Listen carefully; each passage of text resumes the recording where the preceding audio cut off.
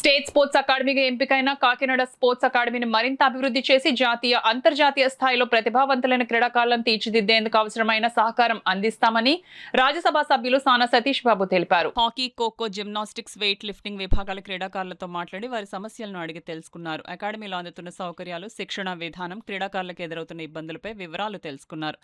Kakinada academy నుంచి hockey, kho kho, gymnastics, weight lifting క్రీడల్లో జాతీయ స్థాయి నుంచి ఒలింపిక్ స్థాయి వరకు క్రీడాకారులను తీర్చిదిద్దే లక్ష్యంతో పనిచేస్తామని సానా సతీష్ బాబు పేర్కొన్నారు. క్రీడాకారులు తన దృష్టికి తీసుకొచ్చిన సమస్యలను పరిష్కరించే దిశగా చర్యలు తీసుకుంటామని హామీ ఇచ్చారు.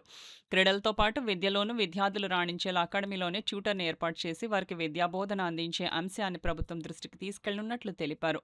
క్రీడాకారులకు మెరుగైన శిక్షణ, అవసరమైన సౌకర్యాలు కల్పించి కాకినాడ క్రీడా ప్రతిభకు కేంద్రంగా తీర్చిదిద్దేందుకు కృషి చేస్తున్నామన్నారు.